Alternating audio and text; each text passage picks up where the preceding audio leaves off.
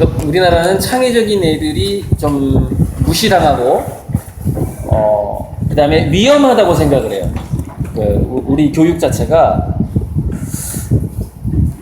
이제 모난돌 정 맞는다라는 개념. 그래서 뭐 모범생 신화 이게 굉장히 많고. 그래서 최근에는 누가 그 말을 먼저 했는지 모르겠는데 아무튼 모범생 시대가 끝나고 모험생 시대가 온다 이제 이런 얘기. 예? 대학의 캐치프레이즈 건국생가 누가 그걸 시작을 했더라고. 모범생이 아니라 모험생이다 뭐 해가지고 그 얘기가 지금 유행하고 있고. 그 다음에 모난돌이 정 맞는다가 아니라 그것도 누가 바꿨던데. 모난돌이 아무튼 예전에 모난돌이 석기 시대 때는 그게 굉장한 무기가 또 되고 그랬었잖아요. 모난돌이 다 했었잖아요. 그게 약간 개념이 또 바뀌어요. 뭐가 나지 않는 돌이 이제 쓸모가 점점 좀 없어지는 상황이 돼요. 그게 이제 앞으로인데. 근데 이게 있어요. 자유 있잖아요. 그러니까 자기의 의식을 이런 강의를 들었을 때 어떤 예를 들어서 청소년들도 마찬가지인데 중간에 멘토들을 만났을 때 또 이런 얘기를 들었을 때 누가 더 쉽게 바뀌냐면요, 문제아들이 더 빨리 바뀝니다. 그러니까 그게 무슨 얘기냐면 이게 두뇌의 성향 중에 하나인데, 그래서 문제아들은 한번 마음 먹으면요 무섭게 어떤 새로운 길로 가는 경향을 갖고 있어요. 그게 뭐냐면은 두뇌의 자율성을 유지하고 있다라는 거거든요. 두뇌의 자율성.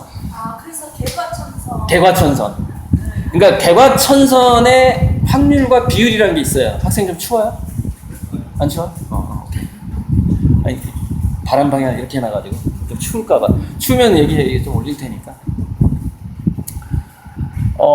그게 두뇌의 자율성인데, 두뇌의 자율성하고 의존성이 시소처럼 반비례 하거든요, 이렇게.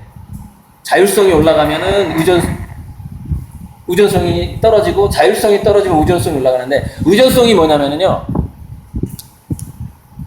정해진 경로대로 자기 행동을 하지 않으면 불안해지는 현상이에요.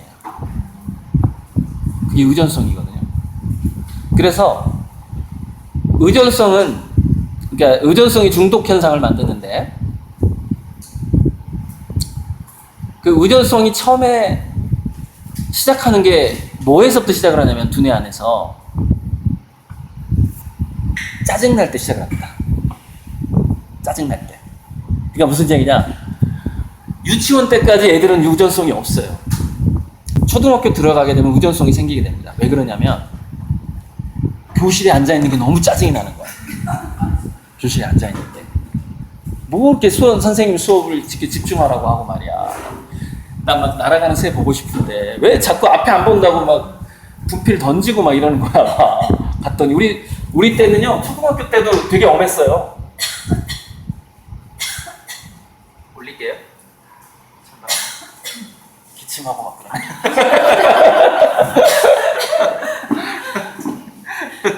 아니, 바람이 바로 나면 이게 바람이 돌아야지 이렇게.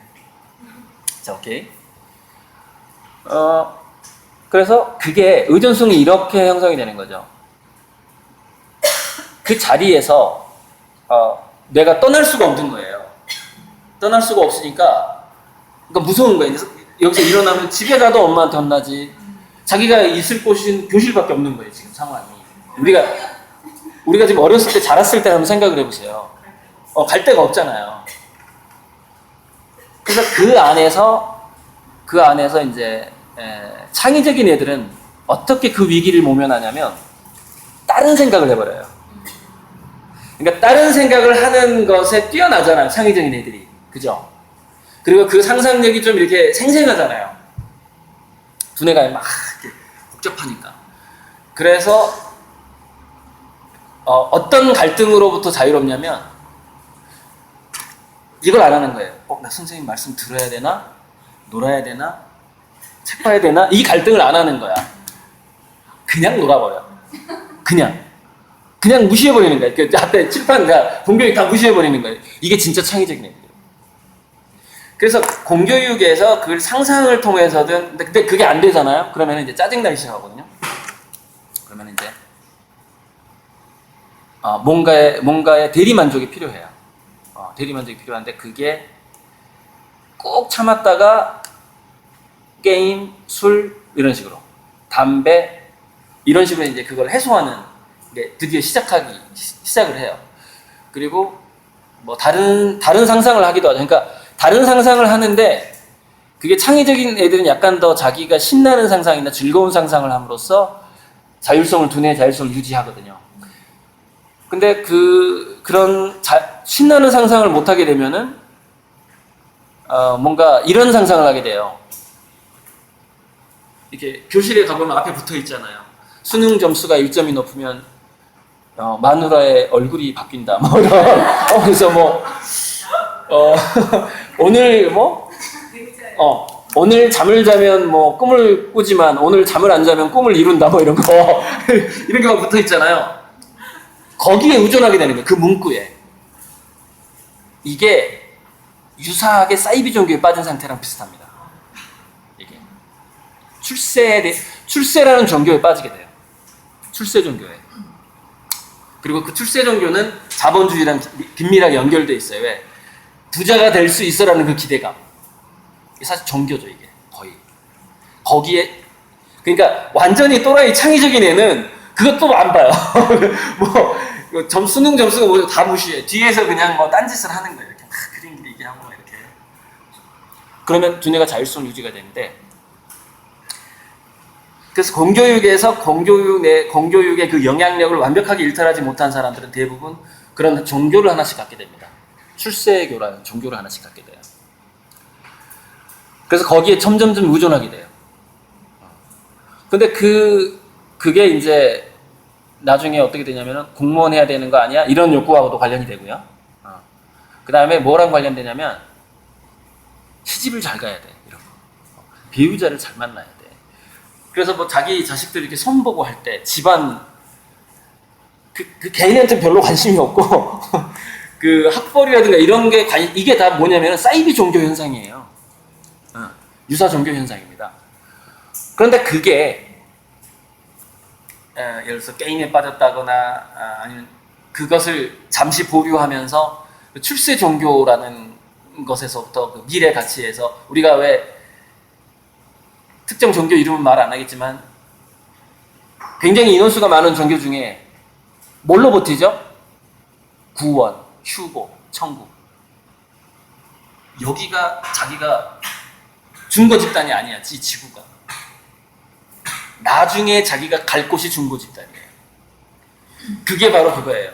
오늘 자면 꿈을 꾸지만 오늘 잠을 안 자면 꿈을 이룬다. 먼 미래에 뭔가 천국이 있는 거예요. 그 상황이랑 비슷한 겁니다.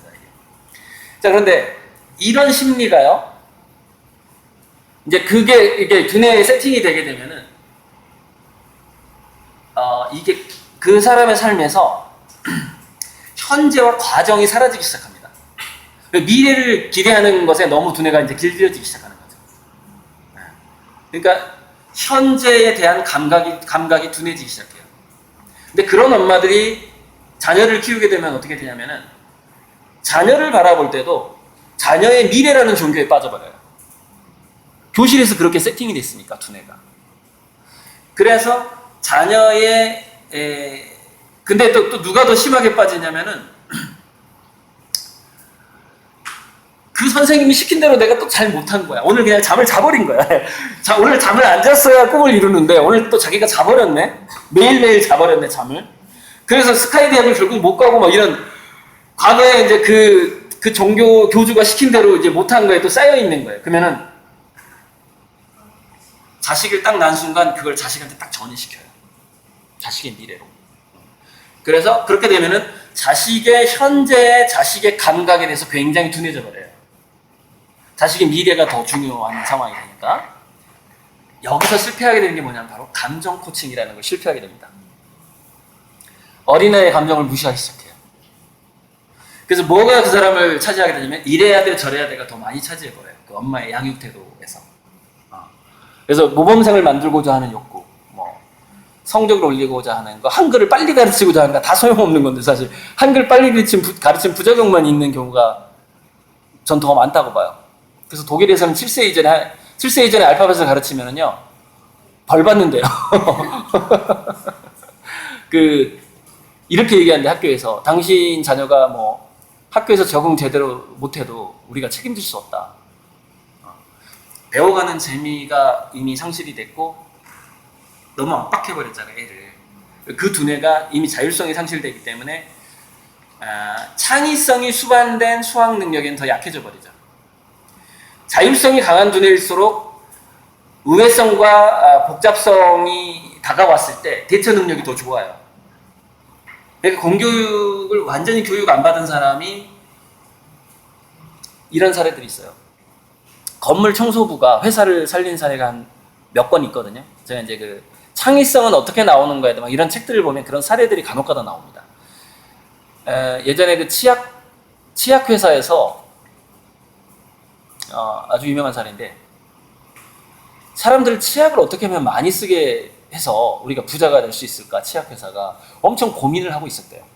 막 중역들이 모여서 막 회의를 하고 있는 거야.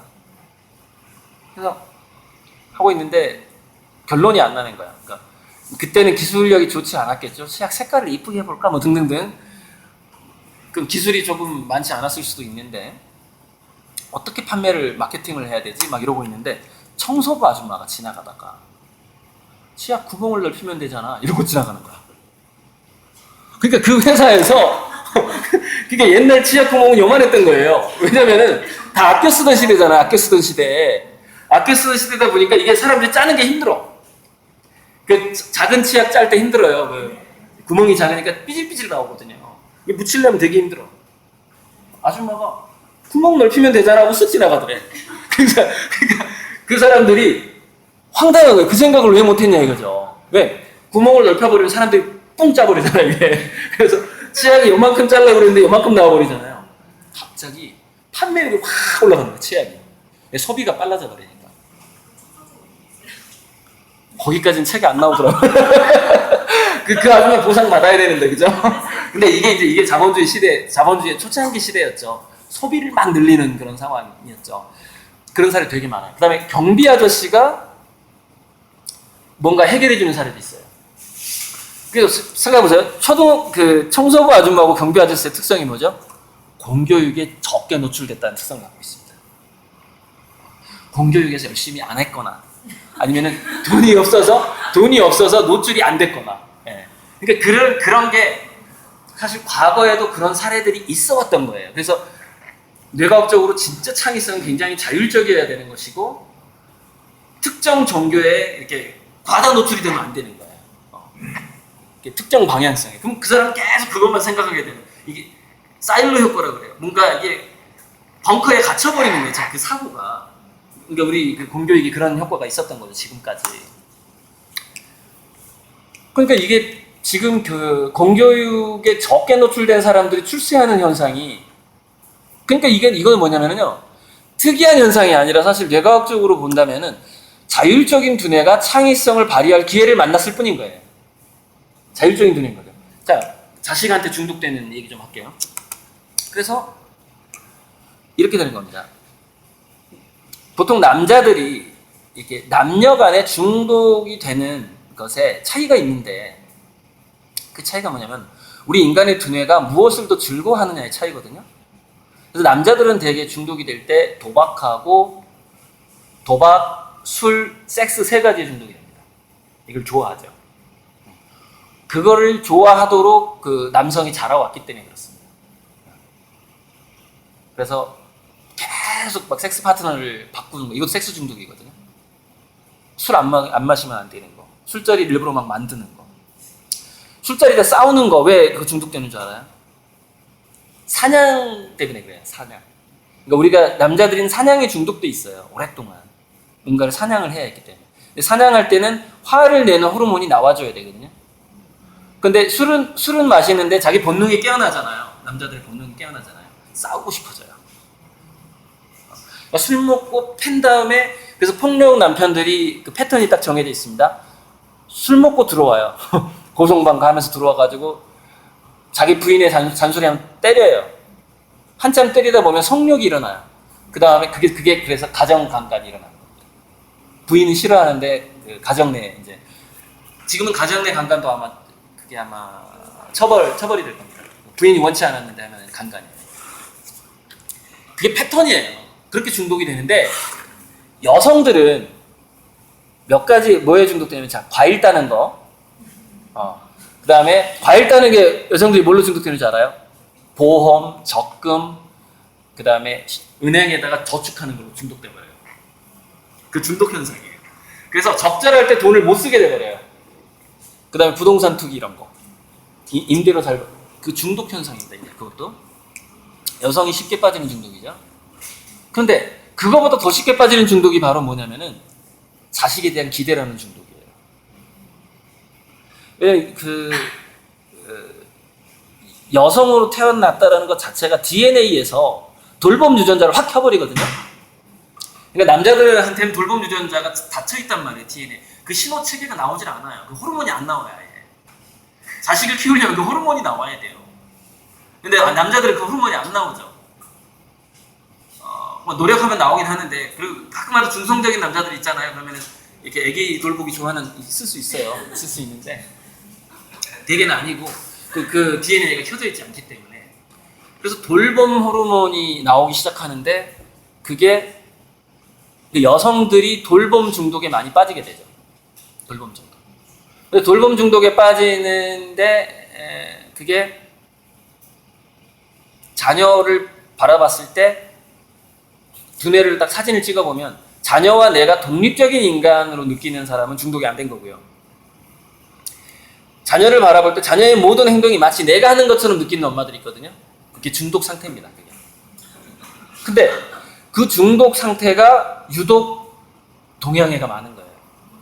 중국, 일본, 한국에 많아. 한국 사람이 더 많아요. 조사를 해보면. 그래서 그게 뭐를 유발하게 되냐면은 불안증을 유발해버려요. 애를 절대 혼자 못 놔두는 겁니다. 그러니까 우리가 뭐 이렇게 뭐 하다가 우리 애 집에 올 시간이야. 집에 들어가야 돼. 중독 현상입니다.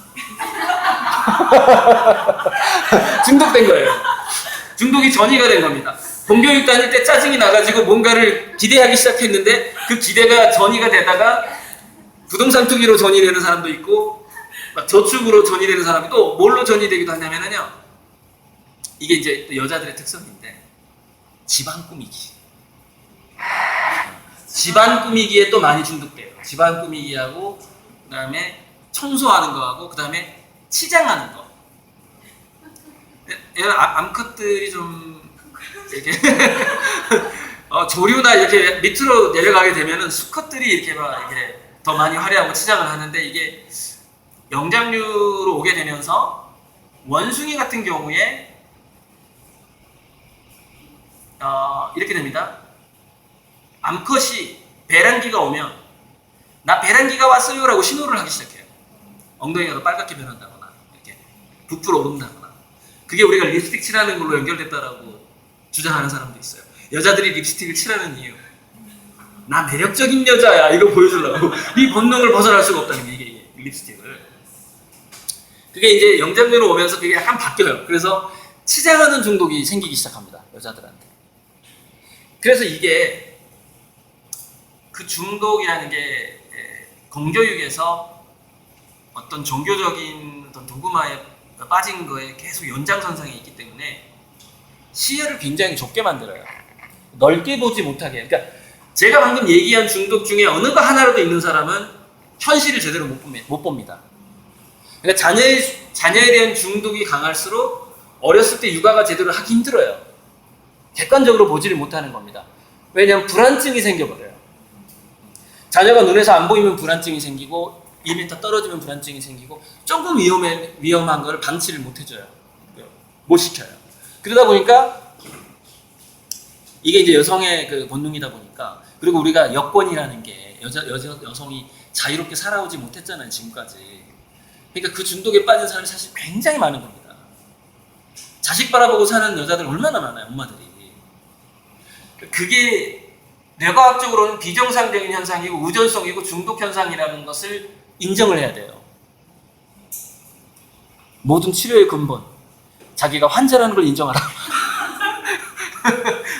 환자가 아니라고 생각하면 절대 치료가 되질 않는다.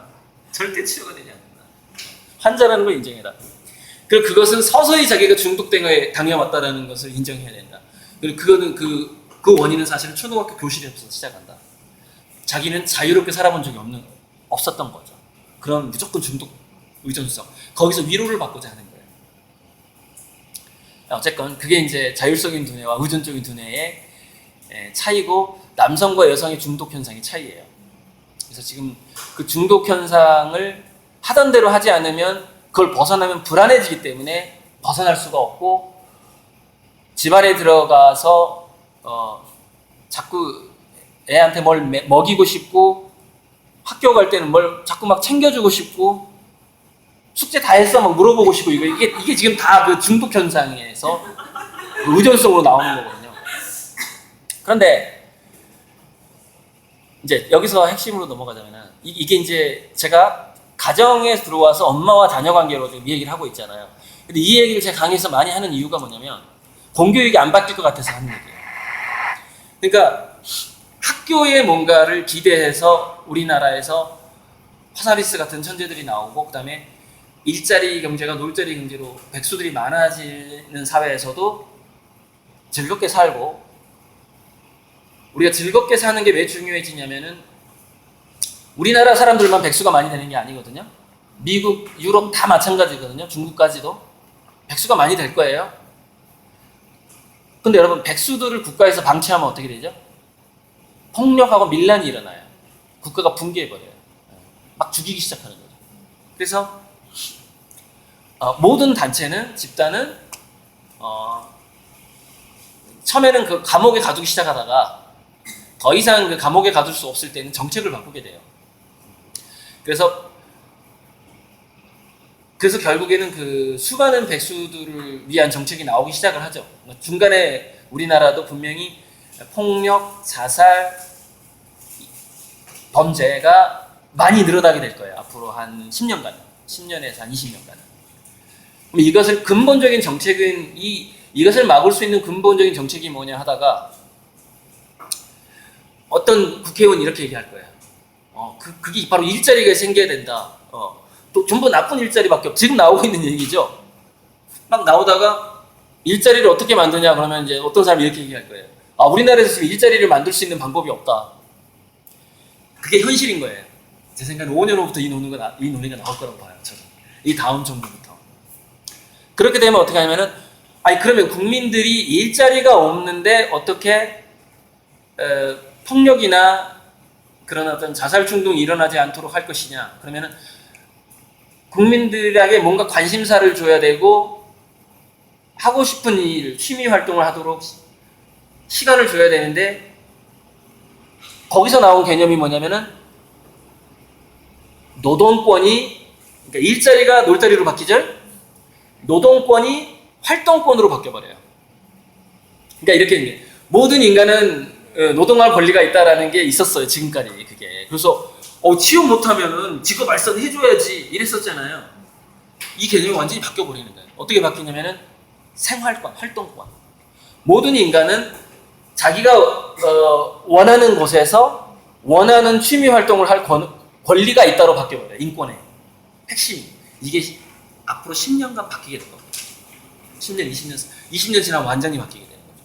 거기에서 따라 나오는 게 뭐냐면 국민기본소득. 돈을 줘야지 쓸 거 아닙니까? 왜 지금은 돈을 주지 않으면은 서비스나 상품을 팔지를 않으니까 과도기적으로 나오는 게 국민기본소득제예요. 그게 과도기적인 거예요. 근데 국민기본소득제를 오래 못 버텨요. 국가가 돈이 떨어지니까 매번 돈을 줄 수가 없잖아요. 그래서 이제 자본주의 경제 패러다임을 바꾸자는 운동이 일어나게 되는 것이죠. 그래서 아까 제가 일부에서 얘기했던 돈을 많이 버는 글로벌 경제하고 돈 없이 돌아가는 그 로컬 경제로 분리가 되는 거죠. 그래서 돈 없이 돌아가는 로컬 경제는 대부분 어떤 것들이 차지하게 되냐면 첫째, 가상현실. 둘째, 동호회나 취미로 묶인 대규모 공동체가 생겨나게 돼요. 대규모 공동체. 지금 해서 독서 모임도 일종의 그런 거예요. 그러니까 커뮤니티가, 민간 커뮤니티가, 야, 우리 돈 써도 이렇게 우리가 십시일반해서 재밌게 놀 수 있는 거 없을까? 이게 굉장히 활성화가 되는데, 그 단체에 국가는 지원을 해줄 수밖에 없어요. 왜? 일자리를 지원해 줄 수가 없으니까. 그래서 그게 일자리 정책이 놀자리 정책으로 바뀐다라는 거예요. 근데 이 패러다임이 이렇게 바뀌어가는데, 일자리, 놀자리, 노동권, 활동권 이렇게 바뀌어 나가죠. 자본주의의 종말, 더 이상 상품이 거래되지 않는다. 인지자본주의, 이게 딱 결합하게 되면은 우리 아이들이 미래에 누가 잘 살게 되냐면, 첫째, 미적인 감각이 있거나, 잘 놀거나, 커뮤니케이션 능력, 그러니까 으쌰으쌰 능력, 얘들아 모여라 이 능력, 그죠? 그게 이제 커뮤니티 공동체 짱이 되는 거죠. 그래서 앞으로 이렇게 되는 겁니다. 정치인의 출신도 보세요. 물론 박원순 시장 같은 경우에는 그 변호사였잖아요. 근데 점점 좀 고시 패스 출신들이 줄어들게 됩니다. 앞으로 대부분 시민권에서 나오게 돼요. 시민운동권에서 나오게 돼요. 앞으로 정치인들이. 그러다가 어디로 넘어가냐면은 문화예술권으로 넘어가게 됩니다. 엔터테인먼트. 트럼프가 대통령 어떻게 된 줄 아세요? 그 사람 엔터테이너예요. TV에 나왔기 때문에 된 거예요. TV에서 운영자였거든요. 사업으로 돈은 벌었지만 결국 그 사람의 인지도를 올려주는 것은 텔레비전이었어요. 그러니까 그런 방식으로 바뀌게 되는데, 근데 문제는 뭐냐, 이걸 아셔야 돼요. 이걸 다시 또 출세교적인 생각으로 생각하면 안 됩니다. 무슨 얘기냐면, 공무원하고 정치인의 권위가 확 떨어져 버려요. 더 이상 선망의 대상이 아니에요. 그냥 제가 봤을 땐 청소부급으로 떨어질 것 같아요. 여기 환경미화원. 그러니까 우리가 뭐냐면은 이게 그렇게 바뀌게 되는데, 그래서 지금 보면은 초등학생들의 미래의 희망이, 공무원이 계속 나온다는 얘기는 조별구수가 그 얘기 하잖아요. 이거 누군가가 세뇌시킨 거다. 초등학생의 미래 희망이 공무원일 수 없다 이거예요. 분명히 이거 누가 세뇌시켰다. 엄마가 아마 세뇌시켰을 거다. 이렇게 얘기하잖아요. 세뇌 안 시키고 냅두잖아요. 애들을. 그러면 어떻게 되냐? 아이들은 미래 예지력이 어른보다 훨씬 뛰어나단 말이에요. 10년 후, 20년 후를 스스로 준비하는 능력이 사실은 내버려둘 때 가장 활성화된다고 봐야 돼요. 내버려둘 때. 이제 그게 허서비스가 또 그 중에 한 명이죠. 엄마 나 학교 가기 싫어. 학교 가지 마. 얘가 학교 가기 싫어하는 이유는 뭔가 있을 거라고 믿어줘야 되거든요. 독립적으로 얘를 인정해줘야 된단 말이죠. 얘의 인지 능력과 우리 아이한테 들어가 있는 어떤 신적인 능력 같은 걸, 이걸 인정을 굉장히 잘하는 사람이 누구죠? 이스라엘, 유대인. 유대인이 그것을 굉장히 인정을 잘해주는 겁니다. 어린애의 선택권. 분명히 여기 어린애의 어떤 나이 어린 애가 말을 해도 뭔가가 여기 있다라는 걸 믿어주는 거예요, 엄마들이. 그 사회는 천재가 나올 수밖에 없어요. 근데 엄마가 그거를 안 믿어주잖아요. 의존 중에 있는 엄마들은 그거 안 믿어주거든요. 아이의 현재 말이 중요한 게 아니라 아이가 성인이 됐을 때 성공이 더 중요하니까. 그래서 과정을 잃어버리게 되는 거거든요. 거기서 창의성까지 잃어버리게 되죠. 모든 창의성은 현장성과 과정성이 있다라는 그런 특성을 갖고 있습니다. 미래를 꿈꾸는 사람들은 이런 건 돼요. 창의성의 동력은 돼요. 동력. 자기 미래를 긍정적으로 믿을 때. 그러나 진짜 창의성은 현장에서 나오거든요. 현장의 문제들을 직접 보면서. 그게 PBL 교육이 그거예요. 피나머는 현상을 보고서 problem, 문제를 발견한 다음에 프로젝트, 그 문제를 해결할 수 있는 기획을 짠다. 이게 창의력과 전략 교육 능력의 기본이고, 그래서 지금 모든 교육이 PBL 교육으로 가야 된다 라고 얘기를 하고, 선진국의 대부분의 이제 대안학교들은 다 PBL 교육을 하고 있죠. 프로젝트 교육이고, 이렇게 팀제로 뭔가 과제를 내주고, 실제로 아이들이 교실 안에 있는 게 아니라 나가서 이렇게 현상들을 관찰하면서 리포팅하고 이런 식으로 초등학교 때 다 그렇게 하고 있죠. 직접 논문을 쓰는 학교도 있고, 영국 같은 경우는. 뭐 한 달간 지중해 여행을 하는 학교도 있고 그래요. 한국에서는 상상할 수 없는 학교들이 이미 해외에서는 그렇게 하고 있어요. 자, 좀 그래서 이렇게 된 거죠. 그러다 보니까 과거에 유럽이나 미국이나 유태인들 빼고, 유태인들은 옛날부터 그렇게 해왔고, 미국이나 유럽도 예전에는 좀 전통 방식의 교육이 있었겠죠. 우리처럼. 우리가 그랬던 것처럼. 그래서 어떤 학자가 창의적인 성인의 두뇌로 실질적인 성과를 낸 사람들의 과거를 조사해 본 거예요. 할아버지, 할머니, 엄마, 아빠까지. 약 2만 명 정도를 조사를 해요. 근데 이 얘기를 여러 번 들은 사람도 있을 텐데 3세에서 8세 사이에, 아이가 3세에서 8세 사이에 친엄마랑 격리가 될수록 창의성이 좋더라는 거예요. 그러니까 3세, 8세 사이에 아이의 옆에 친엄마가 없어야 돼요. 아예. 근데 재밌는 게 친엄마가 없는 기간이 길수록 애들이 더 창의적이야. 이게 무슨 얘기냐. 오래전에 유럽이 그랬듯 우리나라도 마찬가지입니다. 자녀의 현재 과정을 무시하고 미래 가치라는 종교에 빠진 엄마들이 애들을 관리해버리면 대부분 아이의 그 의사표현의 자율성을 인정해주지 않고 관리를 하게 돼요. 근데 그 관리가 엄마들은 이렇게 생각해요. 다 너 잘되라고 하는 거야 라고 얘기하는데 이게 이제 자기가 사이비 종교에 빠졌다는 걸 모르는 거죠. 너 잘되라고 하는 거야 하는데 3세, 8세 사이에 아이 옆에 친엄마가 있으면 아주 케어해주고 관리해주고 하는데 문제는 뭐냐? 3세, 8세 사이의 두뇌 자체가 그 아이가 평생 살게 될 어떤 정서지능이라고 해야 되나? 감정이 돌아가고 뭔가 어떤 기초를 형성하는 나이라는 거예요. 그게. 그러니까 3세, 8세 사이에 엄마와 자녀 관계가 완벽하게 동등해야 되는 거예요. 그래서 완벽하게 동등해서 친구처럼, 그러니까 이게 선택권이 둘 다 표가 하나여야 돼. 자, 무슨 얘기냐? 3세에서 8세 사이 아이가 엄마 오늘 나 유치원 가기 싫어 이렇게 얘기했어요. 가 이렇게 얘기하면 안 돼요. 왜? 둘 다 권리가 5대5니까. 그래, 근데 뭐 설득을 해. 그래, 너 왜 가기 싫은데 안 물어보지. 일단 안 물어보지. 우리나라는 안 물어봐.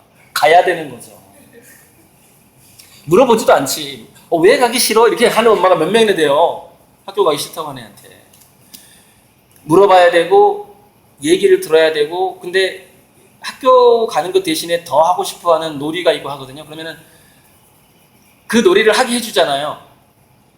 그러면 그 아이한테는 뭐가 성장을 하냐면 장기적 안목과 전략기획 능력이 더 많이 성장을 한다는 거예요. 그러니까 아이들이 그 장기적인 안목과 전략기획 능력이 성장하지 않는 이유가 뭐냐면은 경험의 시간이 단편적이기 때문이라는 거예요. 에디슨이 알을 품었던 시간이 48시간이래요. 48시간. 4시간 품은 게 아니니까요. 꼬박 이틀 동안 알 위에 있었다니까요. 자, 그러면 에디슨이 학교를 안 갔기 때문에 그게 가능했죠? 자퇴했기 때문에 가능하잖아요. 초등학교 자퇴했기 때문에 48시간 동안 알 위에 있을 수 있죠. 그러면 48시간 동안 알 위에 있으면서 얼마나 많은 생각을 했겠어. 생각해보세요. 알 언제 나올까? 왜 이렇게 안 나오지? 배가 고픈데 내가 오줌 마려운데 화장실 가야 되나 말아야 되나? 그 어린 나이에. 그때 얼마나 참았으면. 왜? 그 오리를 보고 싶은 열망 때문에. 오줌 참아, 배고픈 거 참아. 근데 아마 가서 싸기는 했을 텐데, 자세하게 안 나와. 책들이. 에디슨 전기를 봐도. 밥을 어떻게 해결했느냐의 문제가 안 나오는 거예요. 48시간 동안 있었다는 얘기만 나오는. 그러면 엄마가 갖다 줬을 가능성이 많다라고 저는 보는 거예요. 그러니까 화장실만 빼고 거기 앉아 있었을 가능성이 많아요. 이 경험이 우리나라의 38세 아이들한테 완전히 싸그리 사라져버린 거예요. 싹 사라져버려요. 48시간이 문제가 아니라 4시간 동안 지속되는 것도 없어요. 왜? 커리큘럼으로 돌아가. 유치원에 가도 어디를 가도 커리큘럼이 40분짜리, 45분. 초등학교 수업 시간 45분. 4시간도 못해, 4시간도. 생각의 깊이가 성숙할 시간이 사라져버려요. 그러니까 창의성이라는 건 두 가지에서 나오거든요. 생각의 넓이, 생각의 깊이에서 나와요. 그런데 결정적인 창의성은 어디서 나오는 줄 아세요? 생각의 깊이에서 나옵니다. 그러니까 어느 정도의 창의성은 생각의 넓이에서 나올 수 있어요. 즉 여러 과목을 공부하고 막 책 많이 보고 하면 어느 정도 나와요. 근데 노벨상 수상급의 아이디어를 낸 사람들의 특성이 뭐냐면요, 꼭 예체능 취미가 하나 있는 거예요. 그런데 예체능 취미가 하나가 있는데 이 사람들이 상당히 수준급인 거야. 어렸을 때 바이올린을 배웠든 뭐를 했든. 그게 깊이예요. 무슨 얘기냐? 아인슈타인 같은 경우에는 나중에 특허청에 근무하면서 두루두루 공부하는 거 있죠. 두루두루 공부하는 것은요, 재밌게도 성인이 된 다음에 해도 됩니다. 즉 생각의 넓이를 만드는 것은 15살 넘어서 해도 된다고요. 근데 생각의 깊이는 15살 이전에 만들지 않으면 더 이상 성장을 못해요. 깊이, 디테일. 즉 깊게 들어가서 넓은 생각을 가지고서 깊게 들어가서 작은 차이를 발견해내는 능력은 3세에서 8세 사이에 만들어질 가능성이 아주 높다는 겁니다. 그래서 저는 그 결론이 나온 것 같아요. 즉 3세, 8세 사이에 친엄마가 옆에 있어버리면 그 자녀들은 생각의 깊이가 자라지를 못해요. 관리를 받아버리니까. 자율적인 시간을 안 주니까. 네, 그겁니다. 그래서 시간은 이제 벌써 2시간을 향해서 가는데, 공교육이 어떻게 바뀌어야 되느냐는 제가 어제 강의에서 한 30분 얘기했으니까 넘어갈게요. 그냥 유튜브에서 어제 제 강의 들어보면 공교육은 어떻게 바뀌어야 된다는 얘기를 했어요, 제가. 지금은 이제 가정에 대해서만 좀 얘기를 해보고 싶은데, 아까 제가 우전성 두뇌가 걸린다. 우리나라에, 그러니까 아빠들도 사실 우전성 두뇌에 걸려 있거든요. 아빠들도. 그런데 아빠들이 우전성 두뇌, 그러니까 아빠들이 출세욕과 돈을 벌고자 하는 욕구라든가 직장에서 승진하고자 하는 욕구, 이런 것들도 뭐냐면은 그 출발이, 그러니까 의존성이라는 건 뭐냐면은요, 이걸 모르면 다 의존성입니다. 내가 처음에 왜 이거 시작했지? 이걸 모르면 다 의존성이에요. 맨 처음에 이 동기가 뭐지? 내가 오랫동안 고민해서 이걸 시작했나? 그걸 한번 생각해 보세요. 근데 그게 추적을 했는데 그게 안 나와. 그건 의존성이에요. 내가 왜 지금 직장 생활하고 있지? 그죠? 아빠들 처음에 그 출발을 정확하게 잘 모르겠고 그냥 보니까 분위기가 그랬잖아, 이거예요. 분위기가 그랬잖아. 사회 분위기가 그랬잖아. 이게 의존성이죠. 자율성이 약간 축소되어 있는 상황에서 그 흐름을 따라간 거죠. 근데 그 흐름을 분위기가 그랬잖아라는 말을 하기 싫어하는 사람들을 옛날부터 그걸 철학자라고 불러왔어. 철학자. 생각의 뿌리를 캐는 사람들. 그리고 이 현상이 왜 그러지? 그 뿌리를 캐려고 하는 사람들을 과학자라고 불렀고, 그렇게 된 거죠. 예술가는 뭐냐면은 이 느낌의 뿌리는 뭐지? 이게 예술가예요. 느낌. 원리의 뿌리, 느낌의 뿌리, 뭐 생각의 뿌리를 찾으면 철학자, 과학자, 예술가죠. 근데 한 인간에게 이 세 가지 특성이 없으면 대부분 의존성이 있다고 보시면 돼요. 그리고 이 세 가지 특성이 없으면 뭐가 안 되죠? 뿌리 캐기가 안 돼. 그게 생각의 깊이가 없는 거예요. 그러니까 뭔가 굉장히 창의적인 거를 내든 사람들은, 자, 게임을 했다. 그러면 아니 14살까지 학교를 안 가고 게임만 했으면, 생각을 해요. 컴퓨터만 다뤘으면 얼마나 깊이 들어갔겠어요. 생각을 해보세요. 다른 과목 아무것도 안 했는데. 그게 허사비스잖아요. 깊게 들어간 경험이 있더라는 거죠. 근데 깊게 들어간 경험이 있는데 얘가 15살쯤 되니까 15살 때부터 학교를 다녔답니다. 이제 좀 친구도 좀 있어야 될 것 같고, 세상살이가 혼자 사는 게 아니구나. 근데 너무 재밌게도 뇌과학적으로 봤을 때 그 생각이 들어야 되는 정상적인 나이가 15살이에요. 그러니까 하사비스하고 오큘러스 사장이 있잖아요. 내가 봤을 때 굉장히 뇌과학적인 양육을 받은 거예요. 친구가 필요해라는 그 개념은 언제 생기냐면 집단 사냥에서 생긴단 말이에요. 근데 오랫동안 인간이 집단 사냥에 투입되기 시작한 나이가 만 14세입니다. 만 14세부터 집단 사냥을 나갔고 그때부터 시집장가를 가서 자식을 낳아서 기르고 했단 말이에요. 예전에는 다 성인이 되는 게 15세였으니까. 그래서 그랬는지 원인은 이제 닭이 먼저냐 달걀이 먼저냐인데 이 부분은 달걀이 먼저인 것 같습니다. 무슨 얘기냐면 인간의 두뇌가 원래 그렇게 세팅돼 있어요. 15세가 돼야만이 사회적인 맥락을 깨닫는다는 거죠. 그래서 무슨 얘기냐면은 생각의 넓이는 원래 언제 시작해야 되냐면 15살부터 생각하는 겁니다. 그래야지 슈퍼두뇌를 만들 수가 있어요. 슈퍼두뇌는 생각의 넓이를 만드는 거는 대학교 가서 해도 되고요. 40대가 돼서 도서관에 가서 책을 읽어도 돼요. 문제는 깊이가 안 나와.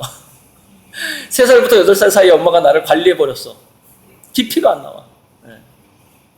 그럼 어떻게 되냐면 뭐를 해도 항상 85점만 맞는 사람 있죠. 90점대로 절대 못 올라가는 거야. 그러니까 이 사람은 떡볶이 장사를 해도 90점대로 못 올라가고 부동산 투기를 해도 90점대로 못 올라가고 뭐를 해도 95점 이상이 안 되는 거예요. 깊이를 경험한 지 없는 어렸을 때 깊이를 경험하지 못한 두뇌의 특성입니다. 내가 바보 같아. 했는데 엄마 특히 이제 깊이를 경험하는 애들이 누가 많이 경험하냐? 막내하고요. 말썽쟁이 그다음에 자녀가 많은데 조금 덜 떨어져 보이는 애들. 이 사람들의 특성이 뭐냐? 엄마의 관심에서 벗어나게 돼요. 그럼 얘네들은 어려서부터 깊이를 경험하게 돼요. 자, 우리가 자녀를 7명, 8명 낳아버리면 그 중에서 2명은 깊이를 경험하게 됩니다. 5명 이상 관리가 안 돼요. 애가. 예전에는 보통 그래서 장남을 많이 관리했거든요. 그래서 장남이 꼭 공무원은 되거든요. 근데 공무원은 되는데 공무원 은퇴하고 나서 은퇴자금을 날려 사기꾼한테 당해. 왜 그럴까요? 깊이를 경험해 본 적이 없어, 장남들은. 그래서 뭐냐면 어떤 감각이라든가 이런 깊이를 경험한 적이 없기 때문에 사람 보는 눈이 없어요. 그렇게 관리받아버린 사람들의 특성이 뭐냐? 성인이 됐을 때 사람 보는 눈이 약하다는 거예요. 그래서 사기꾼한테 많이 당해요. 특히 공무원 은퇴자들이. 그래서 절대 연금으로 받아야 됩니다. 절대 믿으면 안 돼요. 뭐 통닭집 차려라 절대 안 돼요. 공무원 출신들은 무조건 연금으로 받아야 된다는 거죠. 자기가 그 보는 깊이가 그걸 신미안이라고 불러요. 신미안. 그러니까 신미안이라는 거는 어렸을 때 몰입해본 애만 생겨요. 15세 이전에. 그러니까 지금 맥시멈 15세입니다. 3세, 8세가 중요한 시기인데 안타깝게 우리 애가 지금 10살이야. 아직도 5년 남아있다 이 말이에요. 아직도 5년 남아있다. 맥시멈. 반드시 깊이를 체험하게 해야 되는데 그래서 제가 엄마들한테 의존성이 있는 엄마들한테 왜 집을 나가라고 하냐면 애들하고 격리하고 환경을 설계한 다음에 격리하라고 하냐면 그래야지 애들은 깊이를 체험하게 되는데 문제는 뭐냐면 엄마들이 그걸 포기하지 못하면 깊이를 체험하지 못합니다. 뭐냐? 뭐에 깊이 빠지는 것까지 간섭을 하려고 그래. 이게 이제 마지막 장애물이야. 마지막 장애물. 엄마들은 손주를 데리고 오지로 가는 게 낫지 않을까요? 그래서 지금은요 할머니 파워가 지금 상당히 중요합니다. 할머니가 돼가지고 손주 데리고 오지에 가서 사는 게 나을 것 같은데요. 오지가 위험하니까 이제 며느리들이 반대하니까 살짝 절반 정도 오지. 그게 뭐냐면 약간 어느 정도 펜스가 있는 안전망이 있는 넓은 캠핑장 같은 데를 말하는 겁니다. 계곡에서 가지한테 물려보는 것 정도는 좋거든요. 그런 게 아주 중요한 깊이 있는 체험이고 별거 아닌 것 같지만은 계곡 옆에서 가만히 앉아서 물 흐름을 애들 되게 오래 봅니다. 사실 제가 또 어렸을 때 그랬는데 저도 이제 엄마로부터 방치돼서 컸기 때문에 사실 깊이 있는 체험을 많이 했다고 보시면 돼요. 저는 막 개미 관찰만 막 몇 시간 해보기도 하고 빗방울 관찰만도 몇 시간 했던 것 같아요. 그러니까 저는 이제 예술로 풀리잖아요. 그림으로 풀리잖아요. 저는 그쪽으로 시각적인 거에서 깊이 있는 체험을 많이 했기 때문에 자연현상에서 잠깐. 그래서 그 의존성 있는 두뇌가 끝까지 이제 포기하지 못한 게 그걸 포기하지 못하는 거예요. 이왕이면 우리 애가 독서에 몰입해봤으면 좋겠다. 이걸 포기하지 못하고요. 네, 수많은 학원 중에 너가 있잖아. 하나만 골라가지고 이왕 그 몰입을 한다면 말이야. 수학학원 어때? 수학학원. 영어 학원 어때? 이거를 못 벗어나는 거야. 이게 마지막 그 중독 치료에 있어서 그 마지막 장애물. 근데 그거를 포기하지 않으면, 그러니까 제가 왜 지금은 그걸 포기할 때가 됐다라고 얘기하냐면 인공지능 시대니까 영어 수학 공부가 의미가 이왕 없어진 상황이 온다라고 제가 일부에서 그래서 얘기를 하는 거예요. 일부에서 엄마들한테 그 얘기를 막 해줘요. 지금 인공지능이 여기까지 왔고요. 인간보다 얼마나 영리한 줄 알아요? 지금 몇백만 배 영리한데 앞으로 몇 조 배 영리해질 거예요. 딱 얘기를 딱 일단 깔아놓고 미래 경제가 이렇게 가요. 근데 자, 미래 경제가 다시 자본주의, 기존 자본주의 형태가 이제 사라진단 말이에요. 그리고 인지 자본주의가 뜬단 말이에요. 인지 자본주의가. 여기서는 깊이 있는 체험이 점점점 중요해집니다. 앞으로는. 그러니까 15세 이전에 뭔가에 몰입해본 애가 아니면 먹고 살지를 못해요, 이제. 그러니까 한글을 너무 빨리 배웠다거나 유치원 때 가기 싫어하는 조기 영어 교육을 받았다거나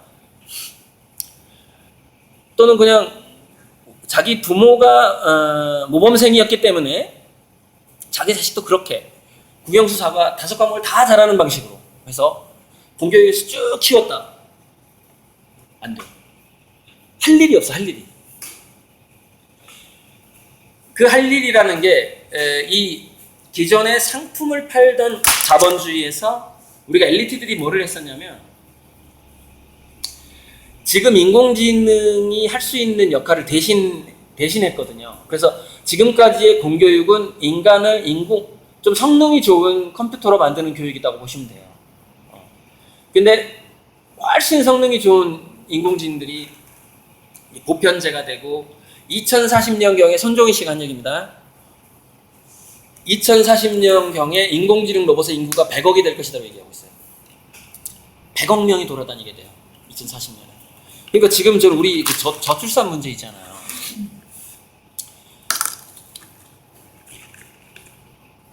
어쩌면 그냥 확률적으로 봤을 때 저출산 문제가 쑥 들어갈 수도 있어요. 가만 보니까 국가 경제가 인간들을 많이 낳는 것보다 로봇이 더 많은 게 더 잘 돌아가는 거야. 국가 경제가. 그 집단 정치인의 입장에 있어서. 그래서 슬슬 이제 막 애 낳으라고 막 하더니 로봇의 맛을 봤네. 로봇이 돈을 벌어주고 뭐 이렇게 맛을 봤어. 만약 인공지능이 경제를 돌리고. 그럼 정치인들은 뭐예요? 정치인들한테 뭐냐면 자기가 더 집권하고 자기한테 더 유리한 방식으로 기득권들은 다 그렇게 법률을 만들고 하게 되잖아요. 가만 보니까 우리나라가 보니까 차라리 저출산이 더 나은 것 같아 라는 시점이 올 수도 있어요. 그러면 그 정책이 쑥 들어갈 겁니다. 별 얘기도 안 하고. 근데 그럴 가능성도 있다고 저는 보여져요. 그럴 가능성이. 그러니까 지금은 인구가 줄어든다, 인구 절벽이다. 지금 이것도 사실은요 확률적으로 그렇게 안전한 정책은 아닌 것 같아요. 저출산에 집중하는 정책이. 그러니까 지금 확률적으로 가장 안전한 정책, 이거를 얘기하려고 지금 1부, 2부까지 달려온 건데, 그게 엄마들이 자기가 의존적인 두뇌가 되어 있다는 걸 인정하죠, 첫 번째. 그리고서 15세 이전의 자녀들과의 격리를 위한, 건전한 격리를 위한 노력을 하자. 취미 활동이든 재취업이든 간에. 그리고 아이들이 분명히 컴퓨터 게임이라든가 이런데 뭔가에 몰입을 하게 될 텐데, 우리가 책에 몰입하게 해주거나 아니면 악기 연주라든가 이런 게 몰입하게 해주는 게 좋단 말이에요, 예체능에. 근데 그래서 제가 예체능 교육 무료화를 지금 추진하고 있잖아요. 국민권익이랑 손잡고. 이게 가장 15세 이전의 아이가 15세 이전의 아이들이 국영수가 사과가 아니라 사실은 예체능에 몰입을 했을 때 우리나라는 비전이 가장 커요. 이게 얘기하다 또 넘어갔구나. 할 얘기가 너무 많으니까 하다가 하다가 넘어가.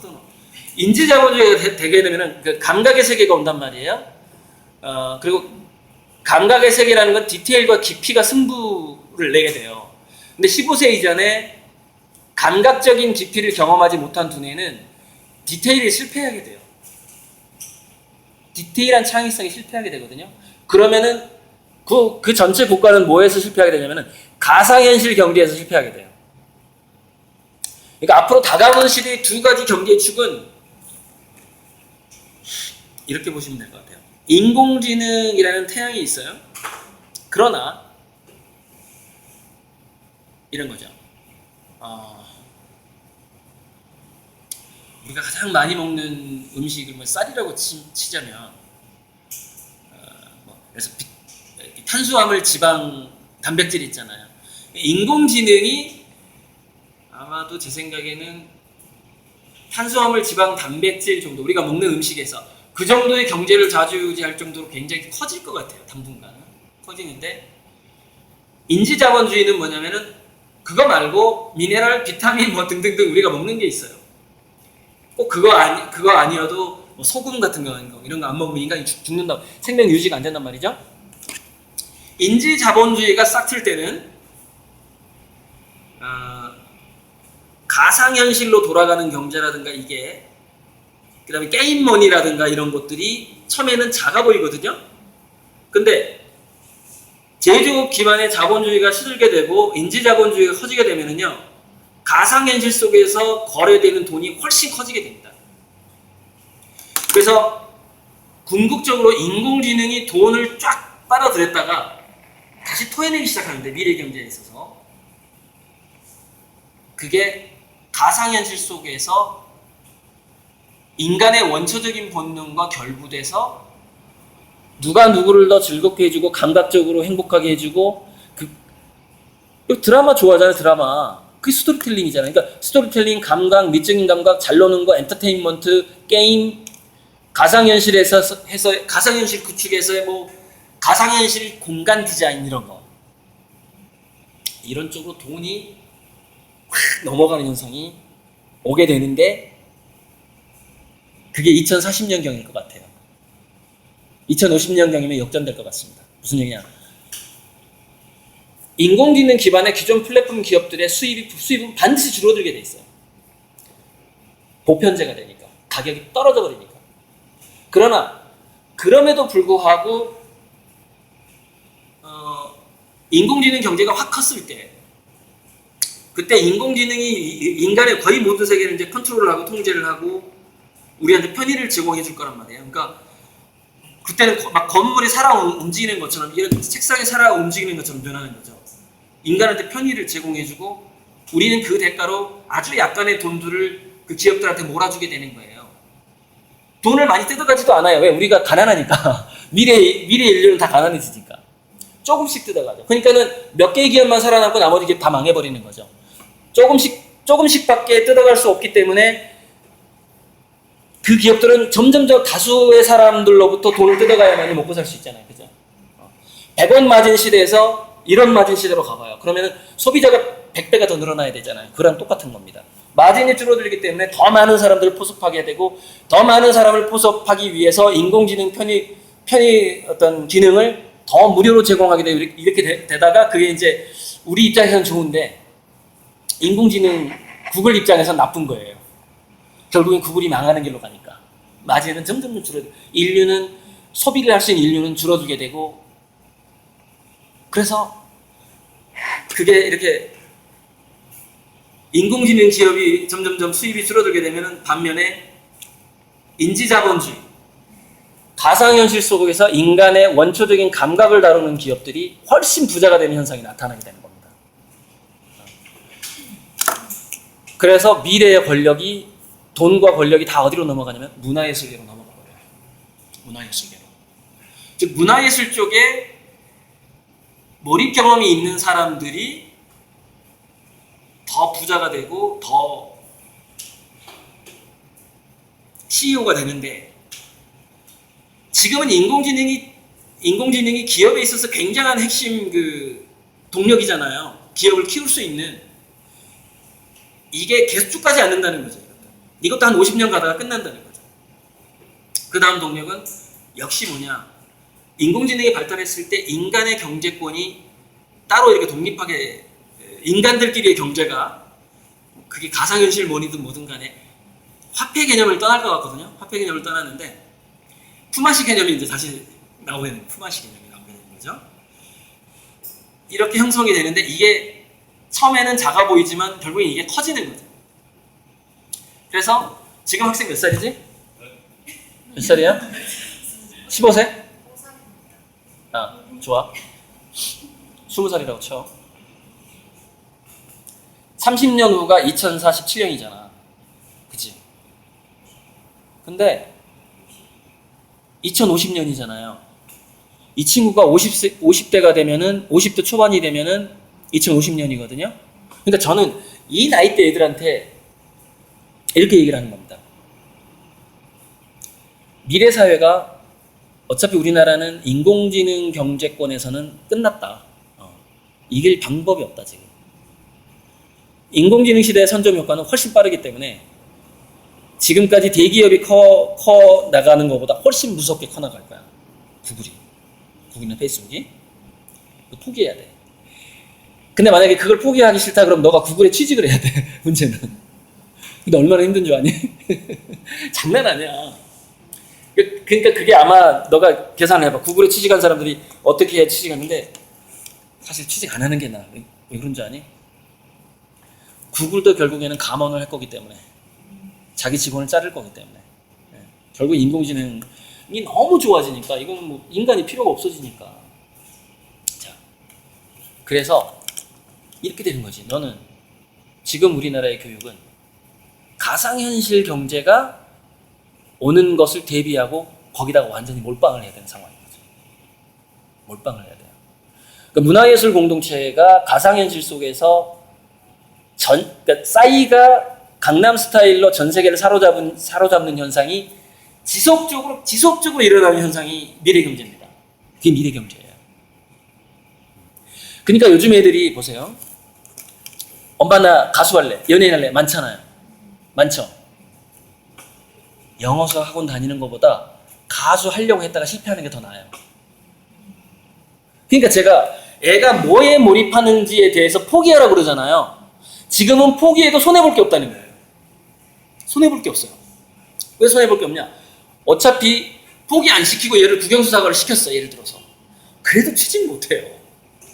이게 이래 백수되나 저래 백수되나 똑같다는 얘기예요. 전교 1등 만들 자신 있어요? 엄마가 관리해가지고 전교 1등 만들 자신 있어요? 전교 1등 정도는 돼야 뭘 할 텐데. 그러니까 포기하자는, 깨끗하게 포기하자는 거죠.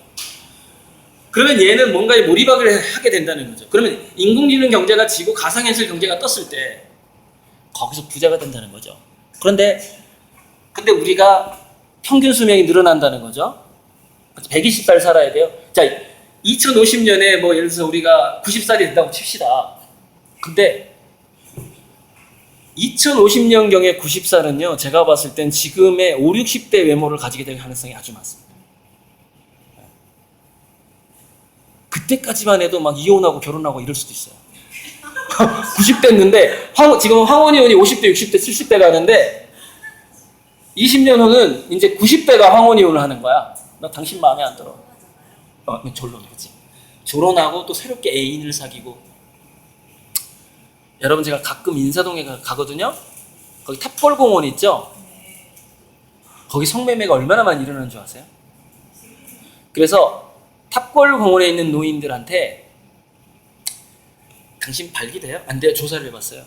그때 놀라운 결과가 나옵니다. 80대 노인의 20%가 여전히 발기가 되는 거예요. 매춘을 하는 겁니다. 80대 남자 노인이 매춘을 하고 있어요. 지금 현재.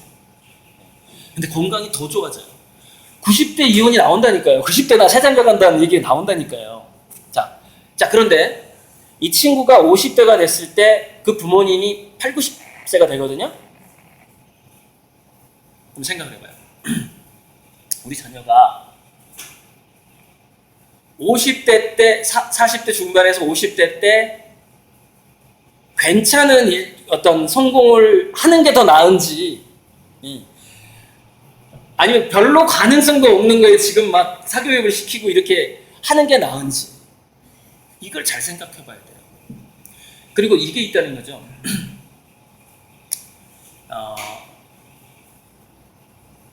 저는 이런 얘기를 어른들한테 많이 들어왔습니다. 한 인간의 성공을 가늠하는 나이는 55세라는 거예요. 55세 때 부모를 충분히 공양할 수 있고 자식을 뒷바라지를 해줄 수 있으면 성공인데, 그러니까 위아래를 다 자기가 케어할 수 있어야 되는 거야, 55세가 됐을 때. 근데 위도 하기 힘들고 아래도 하기 힘들면 이게 실패라는 거죠. 지금 현재도. 그러니까 무슨 얘기냐면은, 지금은 이렇게 해야 돼요. 무슨 얘기냐. 차라리 우리 애는 40대까지 백수로 지낼지도 몰라를 각오해야 돼요. 이게 긴 안목입니다. 굉장히 긴 안목이에요. 그리고서 어떻게 해야 되냐. 자기 자녀가 약 20년, 30년간 깊이 있는 체험 중에서 그게 뭐라도 상관없거든요. 냅두만 하게 되니까 실패도 여러 번 하면 깊이 있는 체험이에요. 실패도 한 20번 해버리면요 대단한 고수가 되는 겁니다. 걔가 뭐가 될지도 모르는 거예요, 진짜 미래에. 엄마 이거 했는데도 이게 시행착오잖아요. 인간은 시행착오를 통해서만 미래 예지력이 생긴대요. 그래서 실리콘밸리에서 성공한 사업가들은 평균 3번 정도 실패를 했더라. 근데 우리나라는 3번 실패한 어떤 사정이 없죠. 한 번 실패하면 안 도와주니까. 빌려줬던 돈도 다 뜯어가려고 하니까. 막 아파트 경매 붙이고 사장이 한 번 실패하면. 야, 다음 기회를 줘. 이런 사람이 없으니까. 이제. 그래서 우리나라는 그런 축제, 아무튼 두루두루 이것도 저것도 없어요. 잠깐만.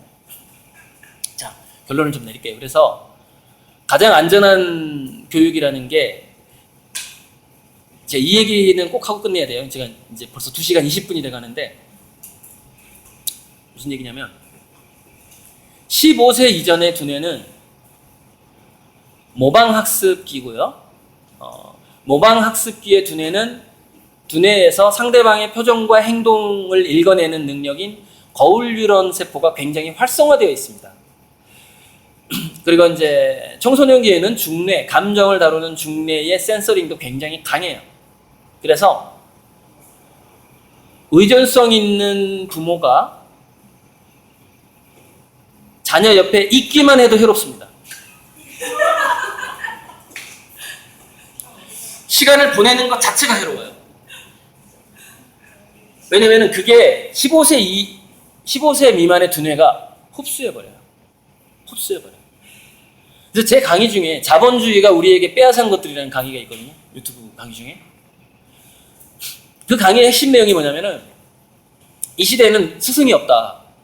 스승과 멘토가 없어지게 된 이유가 뭐냐면은, 고액 연봉을 받는 사람이 성공했다라고 생각하기 시작한 순간 그 사회는 멘토가 사라져버려요. 그러니까 어떤 사회에서 멘토가 살아남아 있으려면 어떻게 해야 되냐면은, 자기 직업을 소명으로 알고 자기가 하는 일이 100만 명한테 필요한 일이든 2~3명한테 필요한 일이든 자기 일을 즐긴다면 그 사람 그 일을 하잖아요. 그래서 자기 직업의 소명을 갖고 즐기는 어떤 그런 신이 내게 주신 이게 나의 역할이다라고 믿고 그것을 즐기는 사람이 있으면 그 모든 사람들은 멘토가 됩니다. 왜냐하면 그 사람들의 두뇌는 자율적인 두뇌거든요. 아까 제가 출세교라고 그랬잖아요. 출세교, 성공교, 고액연봉, 그게 우리 지금까지 우리 교실에서 봤던 구푼이에요. 그게 교리죠, 교리. 지금까지 우리 교실에서 봤던 구푼이 교리인 거예요. 사이비 종교, 출세교 교리인데. 근데 그 고액연봉이 성공이라는 것과 일치되기 시작하면은 사회 곳곳에 있는 어른들의 두뇌가 자기 직업을 못 즐기는 두뇌로 바뀌어버려요. 대부분 의존성 두뇌로 바뀌어버리는 거예요. 그러니까 청소년기 아이들이 학교에 가도 의존성 두뇌, 집에 와도 의존성 두뇌, 정상적인 두뇌가 없어. 자율적으로 자기 인생을 막 즐기는 사람이 없어요. 약간 수동적이야. 그러니까 무슨 월급 때문에 일하는 사람이 너무 많은 거예요, 주변에. 예. 그 다음에 돈 벌기 위해서 장사하는 사람이 너무 많은 거예요, 주변에. 거의 막 98%막 이래요. 그래서 이런 시대에는요, 자, 주변의 어른들이 대부분 의존성에 빠져 있는, 이게 이제 우리가 산업화, 자본주의 때문에 그렇게 된 건데, 출세교에 빠져 있는 의존성 두뇌가 많은 사회에서 아이들은 혼자 클 때 성공 가능성이 더 높습니다. 주변에 어른이 없어야 돼요. 그게 더 나았거든요. 아니면은 진짜 예술가나 자기 연구하는 거 좋아하고, 아까 철학, 과학, 예술 세 분야에 많다 그랬죠. 뿌리 파기 좋아하는 사람들. 그 사람이랑 커야 돼요. 그 사람 옆에서 커야 돼요. 15세 이전에 아이가. 그런데 우리 애를 맡길 데가 없는 거야. 멸종돼 버린 거예요. 멘토가 멸종돼 버린 거예요. 이게 자본주의가 멘토를 멸종시킨 거예요. 그 두뇌, 자율성 두뇌를 가진 사람이 없어. 두뇌는 전염성이 있는데. 그래서 엄마가 정신 차리고 엄마가 그 의존성을 탈피하고 엄마가 다시 삶의 로맨스를 찾지 않는 한 우리나라에서 깊이 있는 두뇌가 나올 가능성이 없는 상황이 돼버린 거죠. 그래서 제 그 부모 교육의 핵심은 그렇게 끝나는 거죠. 그 얘기도 꼭 하잖아요. 왜 엄마의 두뇌 속에 자식의 뉴런이 들어와 있다, 임신 중에. 그래서 남들, 그러니까 피가 섞이지 않은 사람들의 어른들의 두뇌도 애들이 닮아버린다니까요. 옆에 있기만 해도 두뇌가 바뀌어버려요. 왜냐면 그게 중뇌하고 거울 뉴런이 워낙에 발달되어 있기 때문에 그래요. 그래서 할머니가 애들을 손자들이랑 논다고 하더라도요, 취미 활동이 없는 할머니가 키우면요 안 좋습니다. 어떤 할머니가 예를 들려야 되는지 알아요? 손잡는 것도 즐거운데 나 거기 춤추러 가야 되는데 춤추러 갈까? 손잡을까? 이런 할머니가 키우는 게 훨씬 유리해요. 왜냐면 그 두뇌는 의존성 두뇌가 아니에요. 내가 손자를 길러야 돼. 자식을 돌봐야 돼. 거기에는 자기가 없잖아요. 자기를 위한 게 없잖아요. 자기 삶의 로맨스가 빠져 있잖아요. 그러면 손자를 내가 잘 기르는 것이 나의 행복이라고 얘기하는 거 있잖아요. 이게 궁극적으로 우리 인간의 영혼은 그것을 거부한다는 거예요. 핵심은. 그러니까 아주 우리 인간의 깊은 원초적인 것 속에서는 자기 삶이 중심에가 있다는 거죠. 자기 영혼과 자기 아이덴티티, 자기 개성이 그 가슴 속 깊은 곳에 있다는 것이죠. 그래서 그 엄마와 할머니가 오래 사니까, 그리고 애 옆에 있으니까, 엄마와 할머니가 그 영혼의 소리를 듣지 않는 방식으로 계속 두뇌를 가지고 산다면 그 집안은 희망이 없어요. 몰입을 해도, 그러니까 격리가 돼도 그 집안의 아이들은 깊이를 체험 못해요. 계속 그 두뇌가 이렇게 전염성이 있으니까.